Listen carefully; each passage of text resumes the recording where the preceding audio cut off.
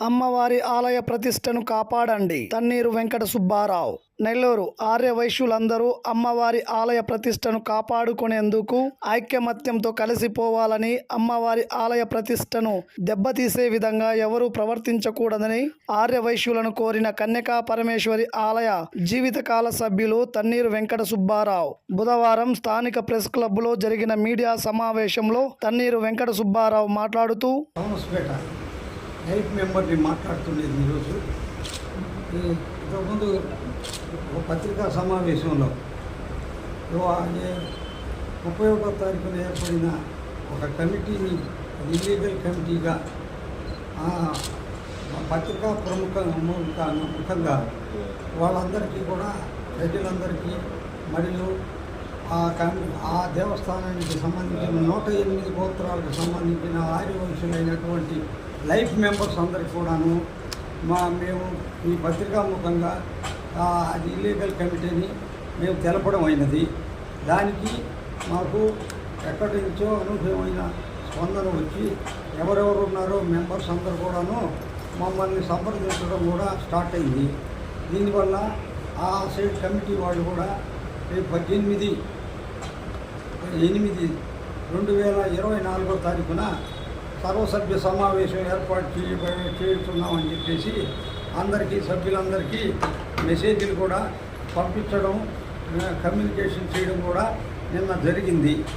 అది శుభ పరిణామం.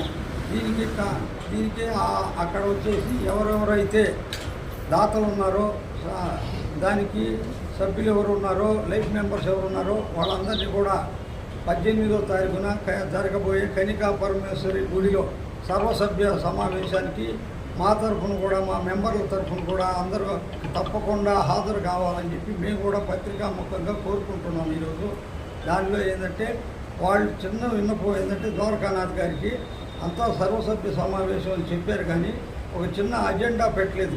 ఆ అజెండా ఏదో కూడా చెప్పేస్తే బాగుంటుంది.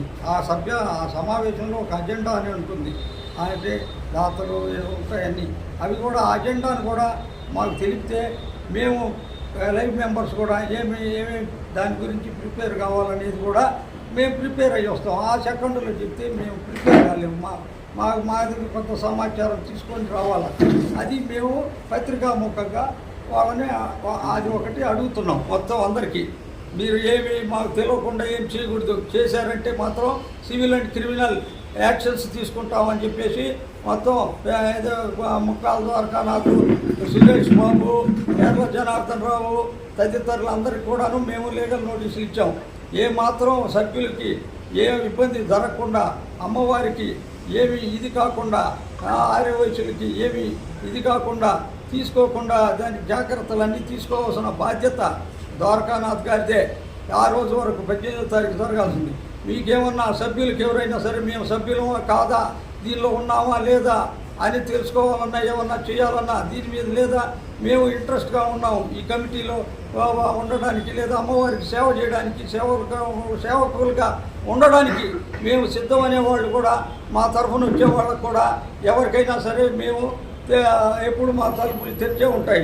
కానీ దీనికి అందరికీ విన్నపం ఏంటంటే, నా వాట్సాప్ నెంబర్ ఇది, ఈ నెంబర్కి ఎవరైనా సరే, ఈ వాట్సాప్ నెంబర్ ఇది, ఎవరైనా సరే ఈ నెంబర్కి ఫోన్ చేసి అడిగితే ఏ సమాచారం అయినా గుడికి సంబంధించింది అంటే ఆ సైడ్ ఎవరు వాళ్ళు లేరు, యాక్టివ్ వీళ్ళు లేరు, వీళ్ళు ఎవరు దీనికి అసలు మేము 3500 మందిలో ఉన్నామా లేదా అని కూడా డౌట్ ఉంది చాలామందికి.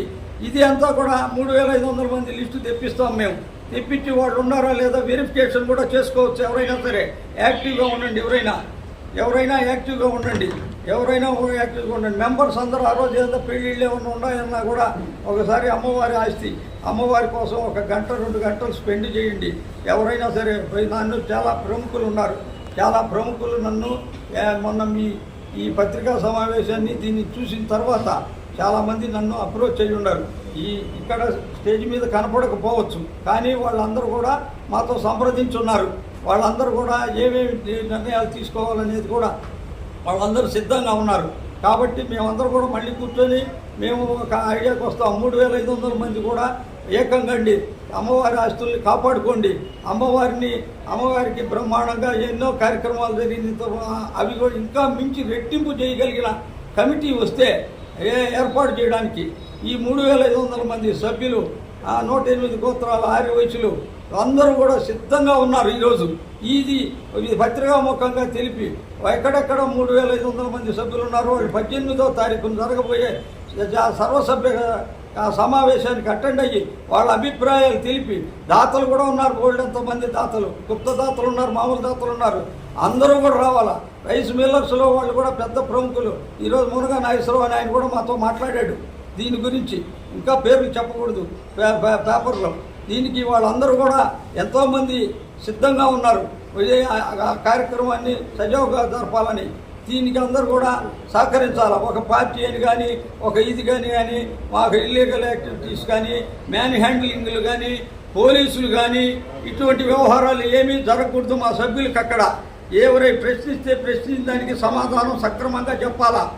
అంతేగాని ఇటువంటి యాక్టివిటీస్ చేస్తే మాత్రం వాళ్ళు ఎవరు చేసినా కూడా వాళ్ళ మీద సివిల్ క్రిమినల్ యాక్షన్ తీసుకోవడానికి మేము సిద్ధంగా ఉన్నాం ఎప్పుడు కూడా. నమస్తే.